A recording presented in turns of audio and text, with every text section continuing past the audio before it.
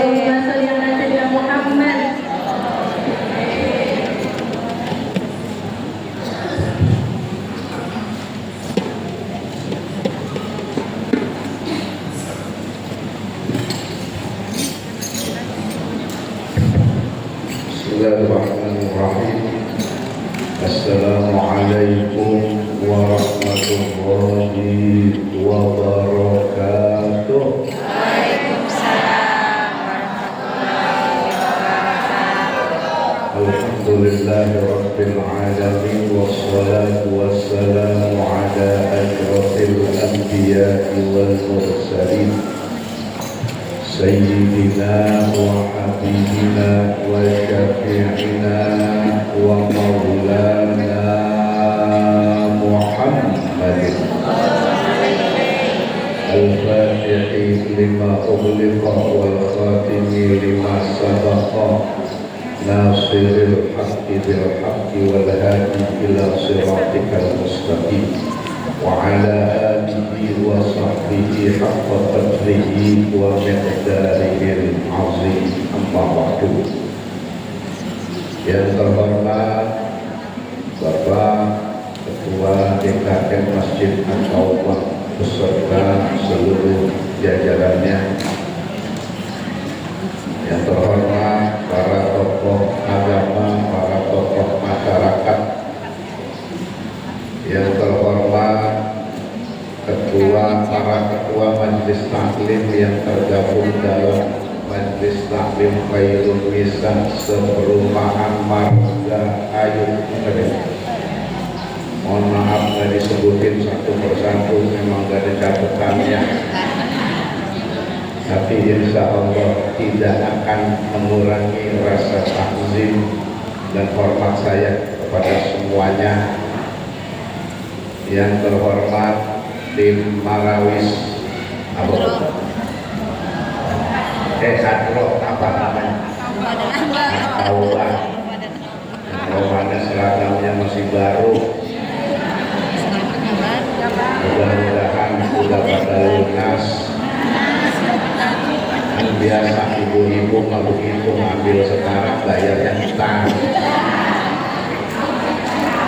Tapi hebat penampilannya, saya kasih jempol. Alhamdulillah kompak. Saya doain makin banyak panggilan. Mudah-mudahan bisa dipanggil keluar negeri. Mau ke Palestina, mau keluar pada perang dia begitu aja. Juga para jamaah semuanya. Nah itu ada laki, ngapain kok di sini? Pelatih. Oh pelatih. Nenek-nenek dilatih anak muda. Alhamdulillah semangat. Yang melatih Bonjo. Ya, mudah-mudahan makin kompak, makin mantap. Insya Allah. Sebelumnya ini saya dapat titipan mohon doa kita baca surat Al-Fatihah. Salah satunya buat ibu penasehat yang sedang kurang sehat, yaitu Ibu Hajah Iis Risnawati binti Bulan dan Ibu Hikmah di Arafat binti Kapan. Kita doakan mudah-mudahan Allah angkat penyakitnya, Allah berikan kesembuhannya, Allah pulihkan kesehatannya, Allah sabarkan hatinya, dan insya Allah Allah hapus dosa-dosanya karena kesabarannya. Amin. Ala hadiniyah wa ala kulli niyatin salihah wa ila hadratin nabiyil mustafa Rasulullah sallallahu alaihi wasallam. Al-Fatihah. A'udzu billahi minasyaitonir rajim. Bismillahirrahmanirrahim. Alhamdulillahi rabbil alamin arrahmanir rahim maliki yaumiddin. Iyyaka na'budu wa iyyaka nasta'in. Ihdinas siratal mustaqim. Siratal ladzina an'amta 'alaihim ghairil maghdubi 'alaihim waladdallin. Amin. Rabbir fir lana wa liwalidina amin. Ini ngomong-ngomong, saya dengar di sini ada 5 RW. 5 RW ya. Begitu. Kok maju dengan segini? Ada kemana dulu?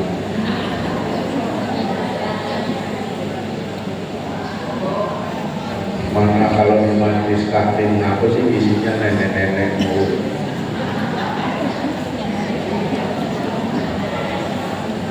Ya ada yang nanya Ustaz apa sih emang sempat makan buah. Tapi inilah bukti apa yang Rasulullah bilang, man arada ayyumajjalahu fi umri wa yusa'alahu fi rizqi falyasil rahimah. Barang siapa yang ingin dipanjangin umurnya, diluaskan rizkinya, maka sering-sering sambung tali silaturahmi. Kalau kita sering ngaji Bu, insya Allah silaturahmi terjaga, persaudaraan makin erat. Yang lagi berantem ketemu di pengajian salaman kagak jadi berantem dulu. Yang lagi kesel sama tetangga ketemu di majelis taklim, makan bareng, ngaji bareng, duduk bareng, insya Allah kagak jadi ribut. Itulah kenapa umat Islam di Indonesia dulu sama penjajah kita Belanda, Jepang, apa segala macam.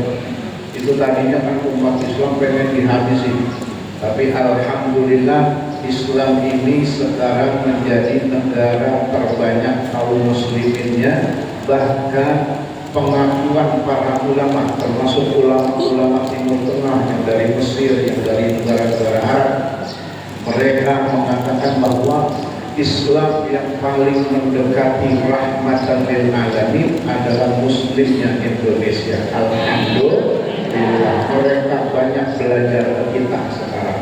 Bahkan di mana-mana, dulu kan saya sekolah di Mesir dan sempat berkeliling ke beberapa negara muslim. Banyak sekarang mereka yang mendirikan cabang-cabang NU segala macam.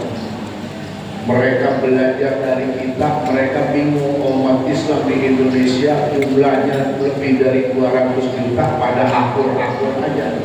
Sementara mereka cuma 20-an, 30-an juta orang dulu. Ini berkat jasa ulama kita. Makanya ada istilah jas hijau. Jangan sekali-kali hilangkan jasa ulama. Ada yang bilang jas merah, jangan sekali-kali melupakan sejarah. Gitu. Nah makanya alhamdulillah bersyukur kita jadi umat Islam Nusantara. Kalau di negara-negara Arab bikin pengajian begini, izinnya susah, harus izin sono, izin sini. Duduk di sini nih yang jadi guru, yang berdiri di podium itu kalau nggak punya sertifikat nggak boleh. Indonesia mau bebas-bebas aja. Orang artis aja kadang-kadang jadi ustaz nggak diomelin, ya. Cuma kan kurang bagus juga begitu. Memang jadi ustaz dipikir gampang, ya. Takutnya nanti dikhawatirkan salah menyampaikan, tanggung jawabnya berat dunia dan akhirat. Makanya sebenarnya saya termasuk orang yang mendukung para ustaz, para kiai di sertifikasi, tapi yang benar. Kenapa? Karena banyak yang abal-abal orangnya. Sekarang ibu saya tanya, ibu kalau sakit ke dokter, mau nggak dokternya nggak punya ijazah dokter? Sama juga. Ibu mau bangun rumah, bapak mau bangun rumah, mau nggak manggil arsitek yang nggak punya ijazah teknik? Kan nggak mau. Itu urusan dunia, apalagi urusan. Tapi alhamdulillah orang Indonesia mah soal nyantai-nyantai aja. Yang penting kita nih kalau manggil orang, manggil guru, manggil ulama, manggil kiai itu harus paham. Belajarnya di mana, gurunya siapa, jangan dilihat ustaz ini, ustaz itu, wah banyak yang ada benar. Apa aja, ya. Zaman sekarang zaman medsos. Saya mah sampai saya suka ingetin kalau kita nih manggil guru, manggil kiai, manggil ustaz apapun namanya ya. Kalau udah yang pakai tarik jangan, itu niatnya udah baik. Gitu. Kadang-kadang ditanya, Ustaz tarifnya berapa? Gua angkot. Saya kata gitu. Doain aja biar sehat, dan saya selalu berhusnuzon sama panitia begitu doang saya. Masa iya saya dipanggil di sini disuruh pulang aja terus gitu kira-kira ya. Yang penting jangan sampai niatnya salah. Alhamdulillah ibu-ibu, saya kalau sama ibu-ibu mempercayakan majelis taklim banyak. Gampang ibu-ibu mau mancingnya, utangin aja seragam. Ya. Yang kedua main arisan dah, gitu ya. Kaji pada ngajinya yang belum dapet, yang udah dapet mah malas juga kadang-kadang dari situ yang begitu tuh. Ada nggak yang begitu? Ada. Lu giliran aku udah dapet arisan kok kagak ngaji bu? Jangan, arisan itu kan sama mau utang, wajib dibayar. Ya, ada arisan begitu. Ada lu harus silahkan. Ya kan saya lihat dari seragamnya biru, mana lagi kesana hijau. Ada yang lain udah pakai seragam ya. Kali itu ditarik lagi terus saja belum bayar enggak.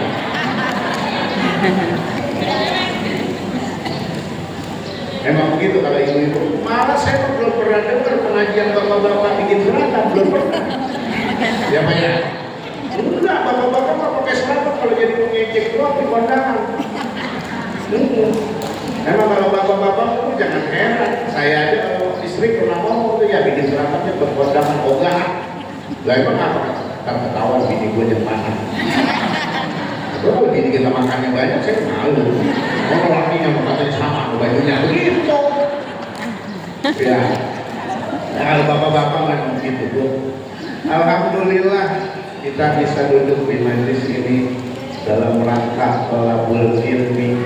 Sekali lagi saya ingetin, saya semangatin bahwa ibu kalau kita rajin di majelis taklim, pahalanya, faedahnya begitu banyak. Dulu Rasulullah mau ke masjid tengah malam, di depan masjid ada iblis lagi ceramah kelinguk melihat ke dalam masjid. Lalu Nabi nanya, iblis ngapain sih? Ya kalau dia makan udah sering ngobrol, saya udah akrab. Maksudnya dalam artian saya ketemu.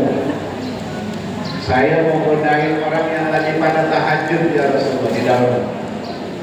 Terus kok nggak jadi masuk? Apa kata iblis? Saya takut sama yang lagi tidur di satu. Nabi heran.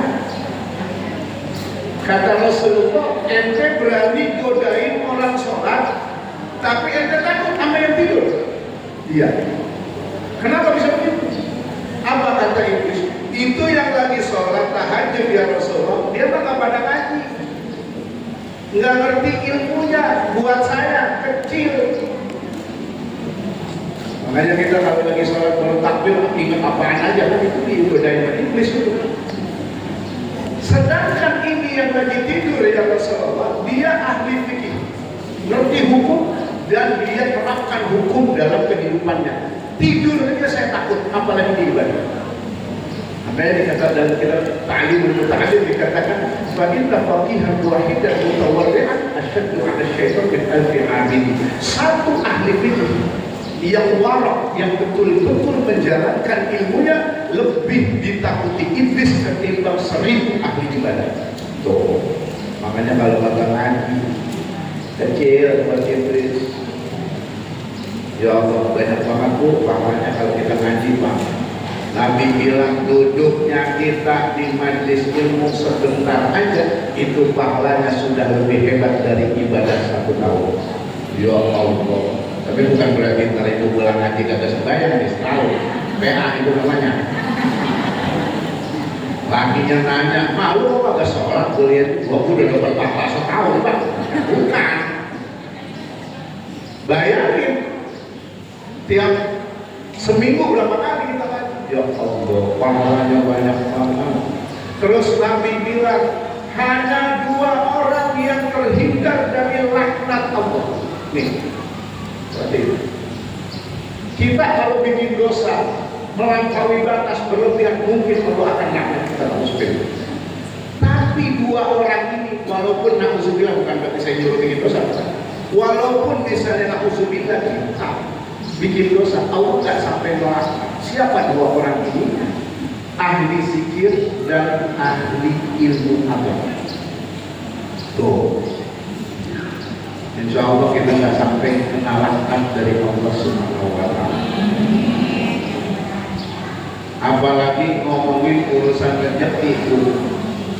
Tadi kita bisa silaturahmi, duduk di masjid, kita bisa niat iktikaf, niat untuk ilmu. Sampai Nabi bilang kalau kita datang ke majelis ilmu, enggak nulis, enggak nyatet, enggak baca, dengerin aja. Kayak sekarang ini kan namanya jiping, ngaji sambil nguping. Ada mungkin yang tidur, ngaji sambil tidur. Ada yang tidur, ngaji sambil nyender. Ada yang tidur, ngaji sambil ngiler. Kalau kita datang ke majelis ilmu, nggak apa-apa dengerin doang. Kata Rasulullah, pahalanya sudah lebih banyak daripada membebaskan 1000 budak muslim. Ya Allah, apalagi tuh, makanya pahalanya gede banget. Terus Nabi bilang, kalau nanti kita datang ke majelis ilmu, setiap langkah kaki kanan dihitung 1 pahala, setiap langkah kaki kiri dihapus 1 dosa. Ada yang nanya, Ustaz, kalau pakai motor bagaimana? Pakai mobil? Udah ada pahalanya, saya juga nggak tahu bagaimana. Dulu juga pakai motor. Apapun bentuknya saya nggak tahu. Namanya ada pahalanya. Terus kata para ulama, kalau kita ngaji nih, perginya lewat sini, pulangnya jangan lewat situ. Lewat tempat lain, biar lebih syiar. Orang Margahayu, orang Jawa ada pengajian ternyata itu. Bentar ibu pulang di terminal Bekasi kayak dulu.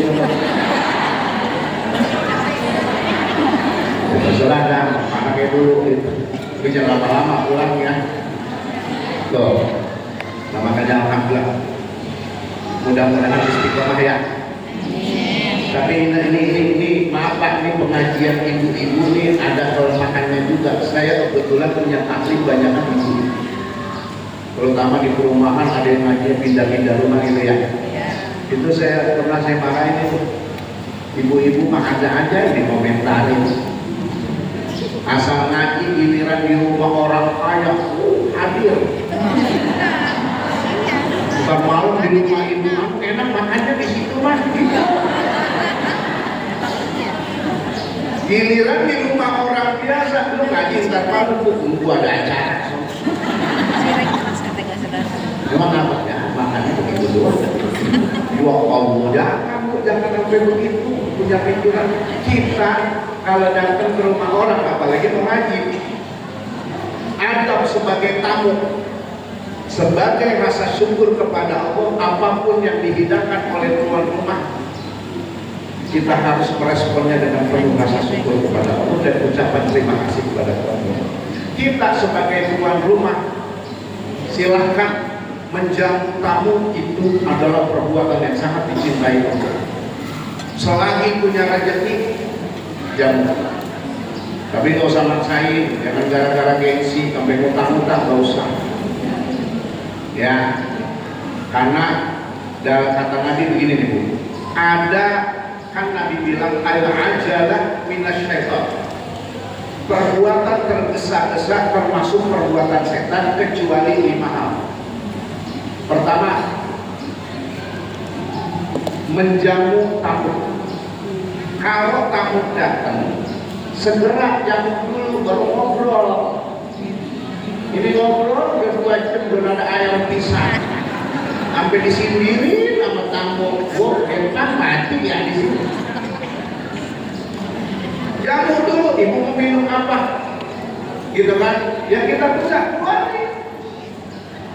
Yang kedua yang harus dilaksanakan buru-buru, menikahi anak perempuan, menikahkan anak perempuan. Kalau emang udah dirasa pantas segera nikahi. Apalagi zaman sekarang Bu ya. Yang ketiga mengurus jenazah. harus segera dilaksanakan, jangan ditunda-tunda. Yang keempat, bayar utangnya, bener nih, utang nih. Kalau udah jatuh tempo segera bayar. Yang kelima, taubatan nasuha, harus dilaksanakan buru-buru. Ini 5 hal ini memang harus segera. Kalau ngaji nggak tahu, ya. Dulu di zaman Nabi ada sahabat ngeluh, Pak. Ngeluhnya begini, ya Rasulullah, istri saya ini kalau saya ada tamu, teman-teman saya pada tamu, itu suka ngeluh. Ada nggak coba gitu? Teman suami ibu pada ke rumah, ibu suka ngeluh. Apa kata Rasulullah? Bilangin istri kamu, besok saya dan sahabat pada datang ke rumah kamu. Sebelum saya sampai rumah, tolong suruh berdiri depan pintu, liatin kami. Nanti pulangnya juga begitu. Rasulullah datang tuh istrinya udah, istri sahabatnya ini udah nungguin depan pintu, mandangin rombongan tersebut. Pulangnya juga begitu, dipandangin. Apa kata istri? Saya tadi menyaksikan Rasulullah dan para sahabat itu seperti membawa oleh-oleh banyak, padahal Nabi ke bawah. Dan begitu keluar Rasulullah pulang, saya menyaksikan bahwa Rasulullah pulang dan rombongannya di belakangnya diikuti ular, kalajengking, lain-lain. Artinya apa? Tamu datang bawa berkah, tamu pulang keluarin penyakit. Ya, nanti yang suka sakit-sakitan jangan-jangan menerima tamu. Ya, nah ini alhamdulillah gunanya kita kan. Adapun pada kesempatan kali ini saya dikasih tema peran orang tua ya, mendidik anak. Nah ini penting ini.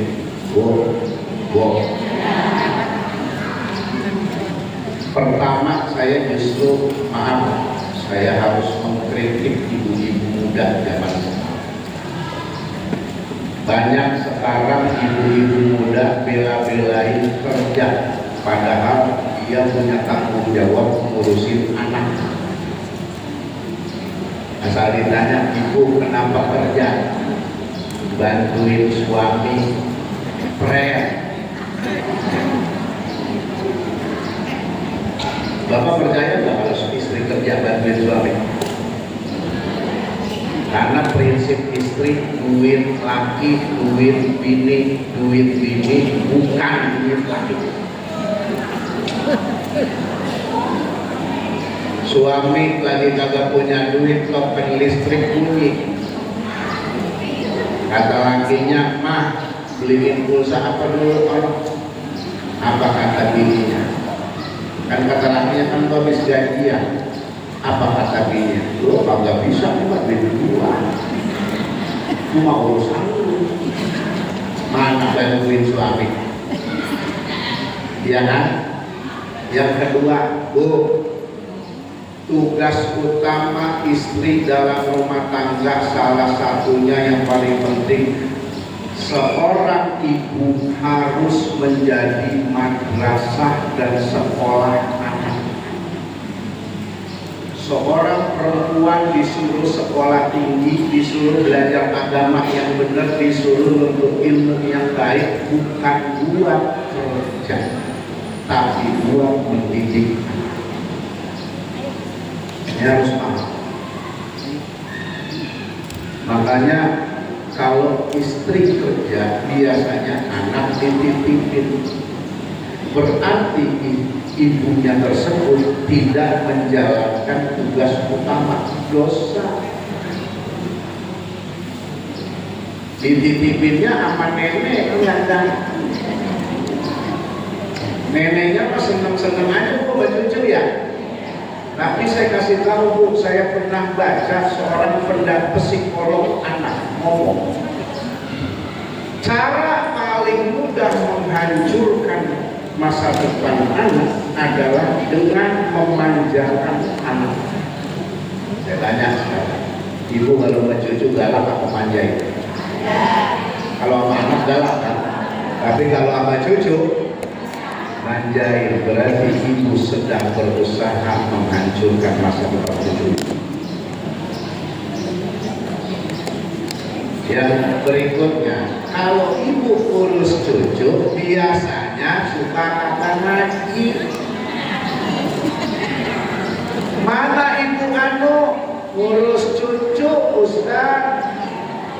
lagi jemput cucu sekolah, emaknya kemana? Kerja. Emang apa emaknya kerja? Orang kurang dari lakinya. Bagian dari laki yang susah. Laki susah lu terima aja sih dulu.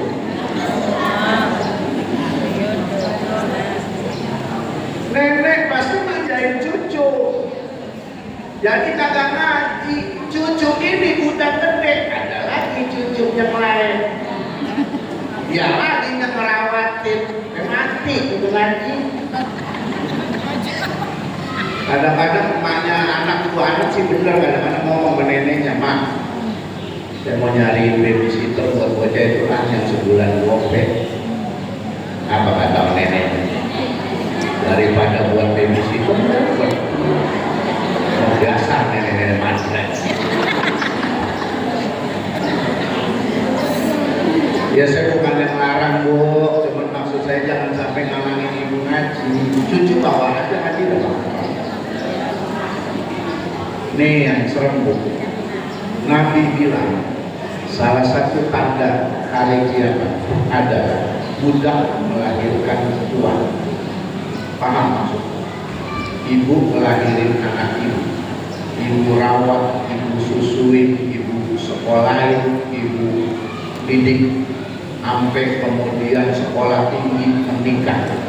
Begitu anak kita menikah punya anak, begitu dia punya anak, ibu dibudakin ngurusin anak. Maka seorang nenek yang lagi ngurusin cucunya berarti dia sedang mempercepat kiamat. Ayo, dari itu, apa suruh manggil udah.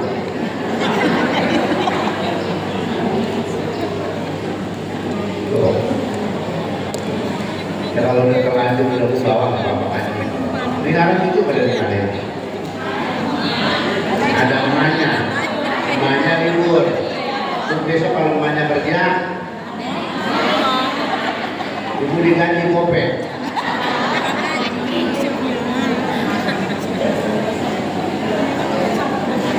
Ini yang tadi saya bilang, ini kritik buat saya, buat ibu-ibu ya, karena saya nggak mau dibocah. Buat ibu-ibu, maaf, ini demi kebaikan kita. Demi kebaikan kita. Banyak sekali terjadi hal-hal yang kurang baik terhadap cucu kalau diurusin anak nenek. Itu, dan itu akan mengganggu aktivitas kita. Maka perlu diingatkan bahwa peran seorang ibu, tugas utama seorang ibu, salah satunya harus menjadi madrasah dan sekolah anak.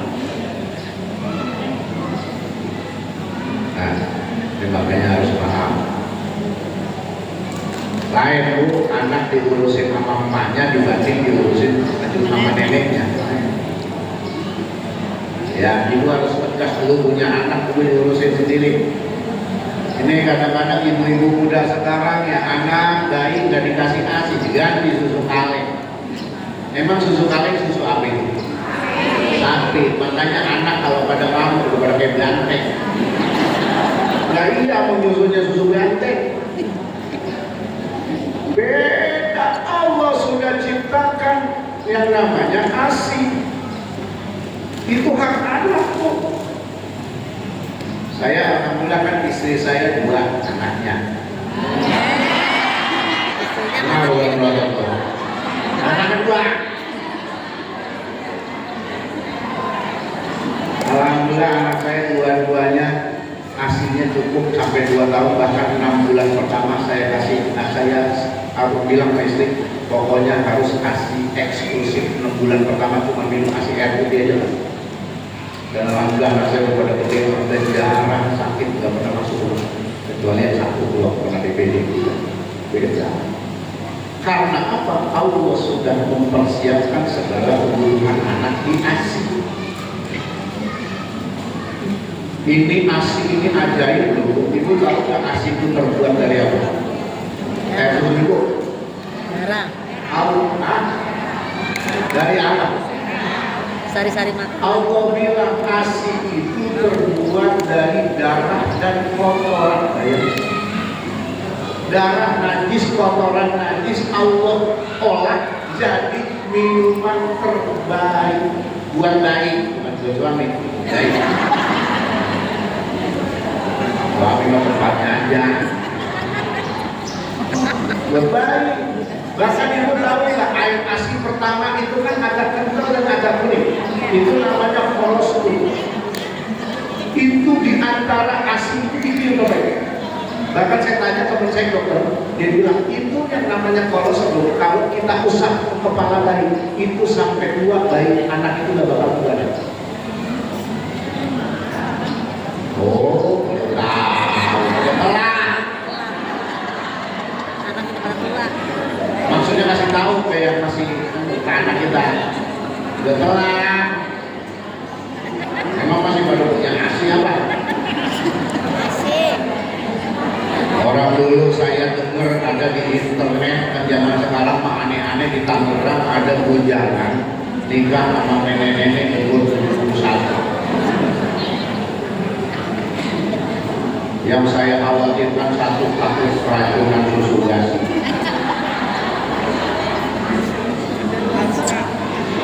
Ini dari mulai dasar pendidikan anak, dari mulai situ. Jadi pendidikan itu bukan cuma urusan sekolah.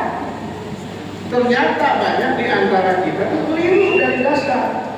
Ya kesono itu udah keliru. Nah makanya ajarin ke anak-anak kita jangan sampai keliru. Bagaimana Islam mengajarkan, Allah memerintahkan kepada kita. Tadi ayatnya kan udah dibaca. Yang namanya nyusuin itu 2 tahun sempurna, 24 bulan. Lalu kalau udah 2 tahun baru sapi. Orang kita kan lucu tuh kalau nggak sapi anak, ada yang ditaruhin balsam, ada yang diolesin terasi, biar bocah agak dulu. Ya bagus, nggak apa-apa, itu masih silakan aja. Ada yang ditaruhin apa lagi? Emang anak kan kalau melepas kita nyamping itu susah kan? Karena udah terbiasa 2 tahun. Makanya biar kagak doyan, sampai digorengin, sampai terasi apa segala macam. Lupa giliran lakinya.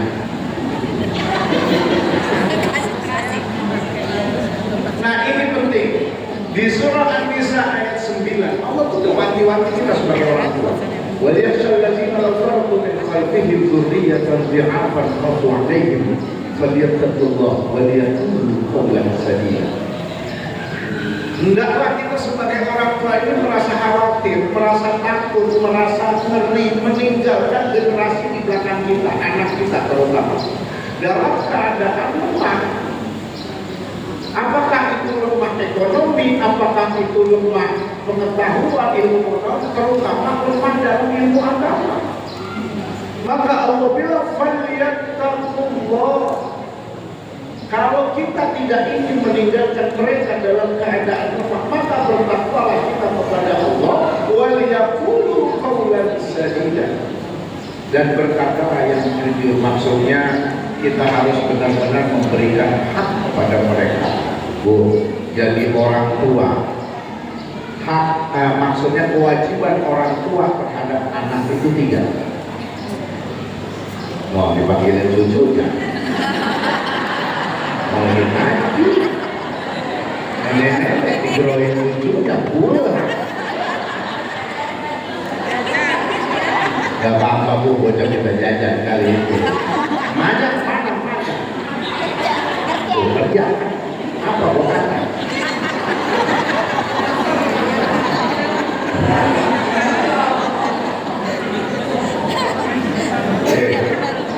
Kewajiban orang tua sama anak ketiga. Pertama, ketika lahir memberi nama, sudah jelas ya. Yang kedua mendidik, yang ketiga menikahkan. Kalau udah nikah lepas tanggung jawab. Ini ibu harus tahu ya. Kalau anak perempuan, ini bapak juga tahu. Selama anak kita belum menikah, maka tanggung jawab orang tua, terutama ayah di perempuan. Nauzubillah, misalnya kita punya anak perempuan, itu masih aja belum nikah sampai umur 40 tahun, itu masih tanggung jawab ayah dunia akhirat. Kalau anak laki, tanggung jawab orang tua sampai mereka dewasa. Misalnya kalau patokan dewasa di adat kita di Indonesia umur 17, orang bikin KTP umur 17. Maka kalau anak laki setelah umur 17 tahun, walaupun dia belum menikah, itu tanggung jawab sendiri orang tua belum pas. Jadi harus paham ya. Nah, yang susah ini kan mendidik. Terutama apa? Mendidik agama dengan baik. Ini kalau bicara pendidikan, Pak, kita juga banyak yang keliru dari awal. Saya tanya, kita nyekolahin anak kita, tujuan utamanya biar apa? Pasti 90% mungkin jawabannya biar itu yang pada nyolong duit rakyat orang pinter orang bodoh. Yang pada korupsi orang pinter orang bodoh. Yang pada gok-gokan orang pinter orang bodoh. Tahu anak begitu? Berarti kan lu salah. Saya buat itu aja ini. Dari awal kita udah keliru. Maka tujuan utama kita mendidik anak agar jadi soleh-soleha kenal sama Allah. Itu yang terbaik. Kalau kita ingin anak soleh dan soleha kenal sama Allah, harus paham agama. Kalau pengen paham agama, ya berarti masuk pesantren. Saya kan ngerasain, saya punya santri banyak, ngerasain pergi santri, bocah sekarang kok beda. Dari orang tua juga beda. Saya kadang-kadang gemes orang tua sekarang wali santri sekarang. Nengokin bawa mobil, HP pelaku dengan bayaran 6 bulan. Lah iya kan itu buat makan anaknya padahal buat nyuci, buat sehari-hari. Ya apa katanya Kiai harus ikhlas. Giliran les bahasa Inggris 2 juta lunas. Les piano 1 juta lunas. Orang tua dulu kalau nitipin anak ke pesantren Pak, ngadep kiai, kiai saya titip anak saya, silakan tolong didik dengan liburan anaknya pulang, ngaduk ke bapaknya, Pak saya ditabokin ke kiai. Apa kata bapaknya? Sini lu buat tambahin, berarti lu gandeng dulu. Pak saya ditabokin sama ustaz. Yang mana ustaznya? Tandain. Kebayaran susah. Ya Pak kalau gitu Pak gue pulang aja anaknya didik sendiri. Kalau dipikir gampang pilihan. Saya anak saya kalau saya punya pesantren, anak saya dua-duanya pesantren lain. Kalau pesantren sendiri biar gratis jadi kepala ya. Saya masih ini bukannya saya lagi ini saya cerita pengalaman pribadi. Saya doa, ya Allah, saya mau masukin anak saya. Saya nggak peduli dia bakalan jadi apa, cuma saya berasap berniat mewakafkan diri saya, istri saya dan anak-anak saya untuk dakwah. Tolong pahamkan mereka dalam agama. Jadikan mereka pewaris ilmu Rasulullah SAW. Alhamdulillah, bayaran saya nggak mau tunggak begitu, karena saya ngerasain. Dan alhamdulillah ya Allah, saya juga minta ya Allah tolong jamin rezekinya. Alhamdulillah. Karena Nabi bilang urusan rezeki hanya 2 macam orang yang rezekinya dimudahkan. Pertama, orang yang mau nikah atau nikah lagi. Saya ngomong dua apa ini? Saya mah nggak ngajarin, cuma saya nyampein. Yang kedua, yang rezekinya dimudahkan oleh Allah adalah orang yang mendakwahkan agama. Lihat, Bapak Ibu lihat. Di sekeliling kita, siapa orang yang rezekinya berkah? Para ulama, Mereka nggak punya jam kerja, nggak punya seling gaji, nggak punya atasan, nggak punya bos, nggak punya kantor. Dari mana rezekinya? Pernah nggak dengar ulama miskin? Saya mau berdoa. Ya ada bininya paling banyak. Kalau bininya banyak kan berarti rezekinya banyak. Ya. Saya aja nih Pak, saya mah bukan ulama kan, saya mah cowok panggilan. Coba lihat suami ibu kalau kerja. Kalau kata bos jam 7 pagi aku sudah di kantor, berani perang. Tadi saya habis ngobrol sama Pak Haji Dahlan. Dulu beliau kanit GRI, kerja sempat kerja di Pebayuran. Dari sini sejam setengah, berani telat. Hujan berangkat, macet, banjir, panas. Coba jadi cowok panggilan kayak saya. Ustaz, maulid berapa? Jam 9 pagi, paginya gua datang, dia ada saya ubah jam 10. Iya kan? Enak. Mana kalau laki kerja itu saya kadang-kadang kesian sama bapak-bapak. Pak, saya bilang saya kalau mereka begini suami-suami itu, Pak, kerja dari awal bulan dari tanggal 1 sampai tanggal 31 belum kerja, berangkat pagi, pulang malam, berangkat gelap, pulang gelap. Giliran gajian diambil bini lu, belum tuh. Iya kan? Kalau gajian disetorek ke ibu, ya nggak apa-apa buat dikelola dalam keuangan rumah tangga. Cuma maksud saya pesen mau jangan kagak disisain, pisahin lagi. Tanya, enggak, lu pegang duit. Nih lu pegang buat operasional, buat bensin, pulsa, buat mobil, buat segala macam. Katanya kan kalau lagi kondangan nih itu bertiga sama anak itu masih kecil. Sampai tempat kondangan, suami kagak pegang duit pisan. Sampai tempat kondangan, ibu mau ketemu teman-teman pada ngobrol. Anak sama bapaknya. Bocah kuliah tak duit balon. Bapaknya udah sepi-sepi ngomong. Bapak nggak pegang duit. Lah bocah mah kagak ngerti, nangis. Oh bapak mah kumis doang, keluar duit bapak punya. Malu.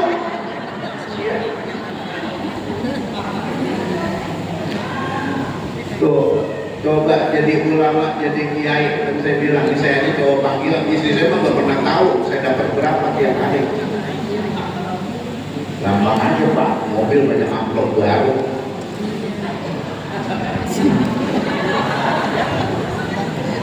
Tapi alhamdulillah Bu, saya merasa jauh berkat anak di pesantren. Paling enak kan rezeki, kayak tisu, tahu tisu. Cabut nongol, cabut nongol, cabut nongol. Itu paling enak. Ini mah baru gajian seminggu doang, girangnya habis itu cemberut lagi orang potong paspor mereka. Berkah anak di pesantren emang janji kami, nggak mungkin salah. Niatkan anak kita menjadi seorang pendakwah, mengerti agama. Didik mereka. Saya juga ngomong ke santri-santri saya, kalian nanti kalau udah lulus jangan semua jadi ustaz-ustaz aja pada berantem. Silakan ada yang mau jadi dokter, silakan. Tapi dia karena imannya, ilmu agamanya sudah bagus, dia akan jadi dokter yang bertakwa. Silakan jadi pejabat karena imannya dan ilmu agamanya sudah cakep di hatinya, dia akan jadi pejabat yang jujur. Gitu, silakan. Saya selalu motivasi santri saya, kamu mau jadi apa? Kamu punya minat bakat di mana? Silakan. Yang penting ininya udah cukup, punya filter. Apalagi zaman sekarang, oh ya Allah, kejahatan itu ada di tangan anak kita, apa tuh HP. Saya nengokin anak sebulan sekali ya ke pesantren, itu pasti yang pertama kali dipesan, ya jangan lupa bawa HP, isiin kuota cash. Biarin, apa-apa dah sebulan sekali. Sampai pondok ketemu paling 10 menit kangennya sama kita. Habis itu mah dia ujungin lagi tuh HP. Ya kan? Bayangin anak kita di rumah ibu saya baca. Anak sekolah pulang pergi, berangkat dari rumah jam 6:30 pagi sampai sekolahan jam 7. Saya tanya, siapa yang bertanggung jawab di antara 6:30 sampai 7? Dari rumah sudah keluar ke sekolah belum sampai ke. Belum lagi pulangnya dari sekolah misalnya jam 1 sampai rumah 1:30. Siapa yang bertanggung jawab di waktu itu? Supir angkot, tukang ojek. Belum lagi anak sekarang pinter bohong, belajar kelompok padahal ngomong. Kalau di pesantren kan dipantau 24 jam karena pegang HP. Enggak bakal kuper anak kita, enggak. Saya jamin. Ayo, ini tadi saya katakan, yang paling sulit kewajiban kita sebagai orang tua adalah mendidik agama kepada anak. Tapi itu harus kita lakukan. Jangan kalah tuh sama anak. Ya Ustaz, anaknya nggak mau kita santet ya. Saya ingat perkataan guru saya. Apa kata beliau? Lebih baik kita menangis sekarang, misah sama anak di pesantren, daripada kita nangis seumur hidup melihat anak nggak punya apa. Minimal walaupun anak kita nggak jadi ulama, nggak jadi kiai, nggak jadi ustaz, minimal kalau di pesantren akhlaknya benar. Kita sendiri yang bilang. Belum lagi nanti kita udah meninggal, anak kita yang ngerti agama paham didoain kita tiap hari, tiap habis sholat. Ya kalau anak kita, makanya jangan bangga punya anak jadi pejabat, jangan bangga punya anak jadi pengusaha kalau nggak ngerti agama. Kita udah mati boro-boro dipikirin yang ada pada berebut warisan. Ya, kalau warisannya banyak diperebutin mendingan warisan kakak. Tuh, itu yang akan menjadi, makanya Nabi bilang amalan yang tidak terputus itu kan tiga.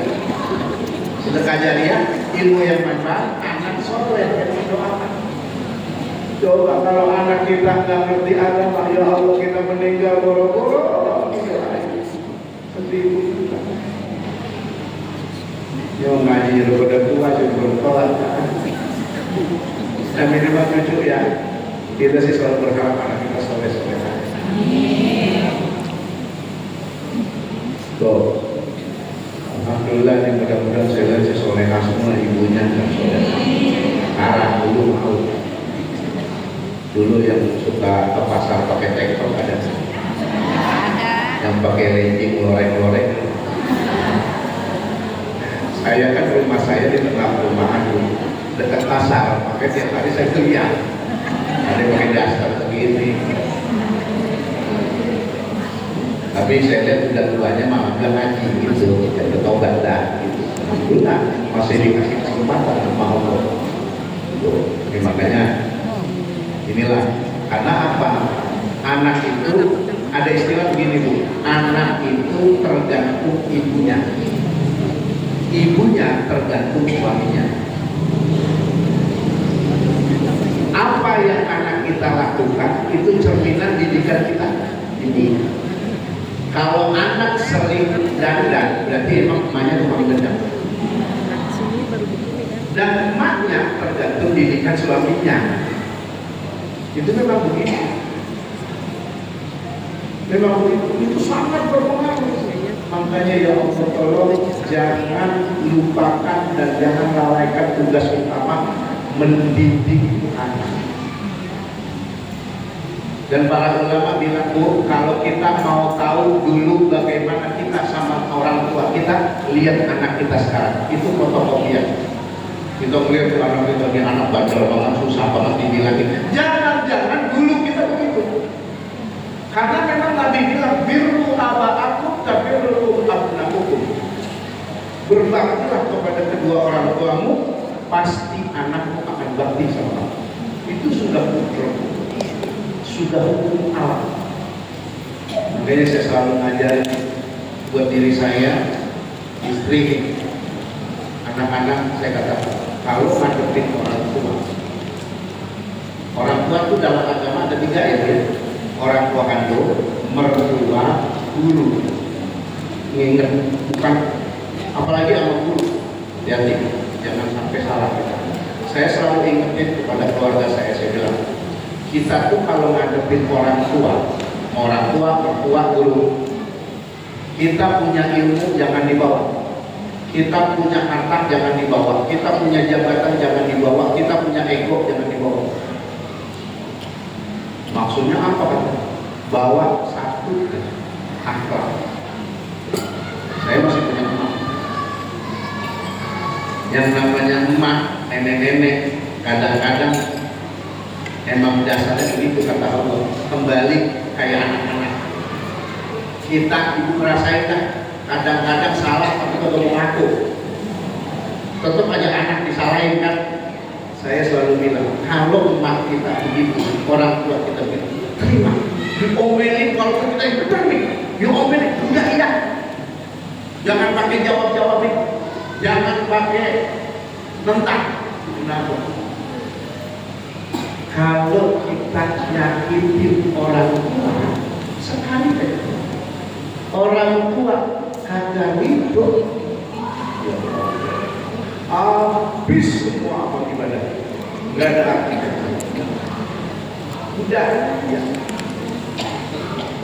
Udah kita ngalah, dan itu akan berefek pada hidup kita. Nanti kalau kita sering tentang orang tua kita, nanti kita punya anak pas begitu. Itu udah begitu. Nah makanya ini yang saya fokuskan. Sebenarnya kuncinya di pendidikan agama. Seringin anak ajak tasbih, walaupun mereka belum paham, minimal mereka akan ngerti dan terbiasa mungkin. Bapak-bapak atau DKM mohon kalau sholat Jumat misalnya ada anak-anak, jangan dilarangkan, diarahkan aja. Kadang-kadang kan namanya bocah, motif lagi baca doa, mau pilih muslimin, mau amin, gitu kan? Anak-anak, ingat, mungkin aminnya dia yang diterima, walaupun bercanda. Kenapa? Dia belum punya dosa. Kita doa amin khusyuk nangis belum tentu diterima. Kenapa? Dosa banyak, utang numpuk. Cicilan belum kelar, ya masih terhalang.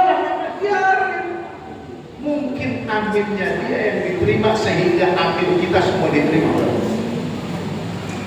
Latih mereka. Saya itu dari awal, saya terutama masalah sholat. Anak saya itu dari kecil, dari umur bisa jalan kan? Ayo lagi di rumah, ayo sholat.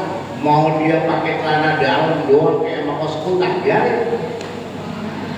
Karena ibarat kita mau meluruskan cabang pohon ya dari kecil. Kalau baru nyuruh anak sholat, mereka udah SMP, udah SMA, berantem sejamin. Ya. Karena apa? Karena kita nggak biasain dari kecil. Saya mau ingat banget dulu lagi kecil, kan di rumah ada pesantren tuh. Emak saya tuh kalau bangunin subuh di kamar saya nih, sambil bawa air segayung. Iya. Wah, gua enak banget tuh mata dicipretin, pedes bener. Dan itu emak saya udah bakalan kan harusnya beliau ngimamin santri yang perempuan. Itu beliau nggak akan pergi ke musola di pesantren kecuali kita udah kamar mandi. Baru beliau berangkat. Itu lagi nyipretin kita beliau udah pakai kamar. Kenapa? Ya itu memang begitu. Wampak pedes banget, pakai prinsipnya saya begitu. Sholat subuh, terutama kan paling berat sholat subuh. Sholat subuh dulu, ntar mau tidur. Itu aja. Ya Allah, maaf. Saya pernah ngerasain jadi dosen. Tahu ibu, bapak Universitas Bayangkara ketemu sama rektor. Di situ saya masuk ke semua fakultas karena saya ngajar agama. Teknik, fisik, ekonomi, hukum, psikologi, segala macam. Itu kan anak-anak umur 18-an, 19-an yang semester awal. Saya bilang sama mereka, kalau anak saya nggak usah ada ujian tengah semester, cukup ngadap satu-satu baca Quran. Ya Allah, ampun Pak. Begitu saya ngetes mereka, hati saya nangis. Enggak sampai 20%-nya bisa baca Quran. Ibu akan umur 18 tahun. Ada yang nggak kenal huruf. Saya tanya mereka, kalian nggak pernah belajar ngaji? Dulu Pak lagi SD. Orang tua kalian kemana? Sibuk Pak pada kerja. Saya bilang, kalau kamu saya suruh baca kitab Talmud, Weda, Injil, kamu nggak bisa. Wajar, bukan kitab suci kamu. Ini Al-Quran. Kamu sholat baca Fatihah, wajib hukumnya. Kalau kamu bacanya begini, gimana kamu sholat? Kamu pada sholat Pak? Saya bilang sama mereka, segera belajar baca Quran. Kalau enggak, kalian akan menyeret orang tua kalian ke neraka. Kita sendiri bukan susah. Nanti anak kita ditanya oleh Allah, nah kenapa kamu tidak sholat? Nah kenapa kamu tidak bisa baca Al-Quran? Apa kata anak kita? Jangan salahin saya ya Allah. Loh, orang tua saya nggak pernah ngajarin. Mau begitu? Diseret kita ke neraka walaupun harusnya kita masuk surga. Tapi sebaliknya, kalaupun kita, na'udzubillah, divonis ahli neraka, apa kata Rasul? Nanti di akhirat yang paling pertama kali kita cari adalah orang tua kita. Anak kita masuk surga, mereka bertanya kepada Allah, ya Allah, bapak saya kemana? Ada di mana? Apa kata Allah? No, di neraka, belum selesai siksanya. Apa kata anak kita? Ya Allah, ampuni dosa-dosa mereka. Saya jadi orang soleh dan soleh gara-gara. Apa kata Allah? Jemputlah, angkat orang tuamu ke surga. Ya, mudah-mudahan ya, kita benar dalam mendidik anak ya. Ya Bu, mau pada diri dulu. Takut, maaf dan juga takut ya. Mudah-mudahan kita semua jadi orang-orang tua yang baik, punya anak yang soleh dan soleha. Mereka mudah-mudahan keturunan kita menjadi orang-orang yang mewarisi ilmu dari Rasulullah SAW. Amin. Al-Fatihah. Bismillahirrahmanirrahim. Alhamdulillah Rabbil Alamin Ar-Rahmanir Rahim Maliki Yawmiddin Iyyaka na'budu wa iyyaka nasta'in ihdinas siratal mustaqim siratal ladzina an'amta 'alaihim ghairil maghdubi 'alaihim waladdallin. آمين. بسم الله الرحمن الرحيم. اللهم يا رافع كل شكوى ويا سامع كل نجوى ويا كاشف كل بلوى يا عالم كل خفية يا صارف كل بلية يا من أغثت إبراهيم ويا من نجيت موسى ويا من رفعت عيسى ويا من اصطفيت محمدا صلى الله عليه وسلم يا أرحم الراحمين ارحمنا يا غياث المستغيثين أغثنا يا من يملك حوائج السائلين ويعلم ضمائر الصامتين افعل بنا ما أنت أهله افعل بنا ما أنت أهله افعل بنا ما أنت أهله ولا تفعل بنا ما نحن أهله فإنك أهل التقوى وأهل المغفرة ربنا آتنا في الدنيا حسنة وفي الآخرة حسنة وقنا عذاب النار وأدخلنا الجنة مع الأبرار يا عزيز يا غفار يا رب العالمين وصلى الله على سيدنا محمد وعلى آله وصحبه وسلم والحمد لله رب العالمين. Mohon maaf atas segala kekurangan. Wassalamualaikum warahmatullahi wabarakatuh. Waalaikumsalam warahmatullahi wabarakatuh. Terima kasih kepada Bapak Ustaz atas tausiah agamanya. Ibu-ibu, Talib Hormesa bulan depan bertempat di Minaul Ummah ya, tanggal 9 Februari tahun 2025. Alhamdulillah, terima kasih atas semuanya. Saya selaku pembawa acara mohon maaf apabila ada kata-kata yang kurang berkenan. Wabillahi taufiq wal hidayah. Wassalamualaikum warahmatullahi wabarakatuh. Waalaikumsalam warahmatullahi wabarakatuh.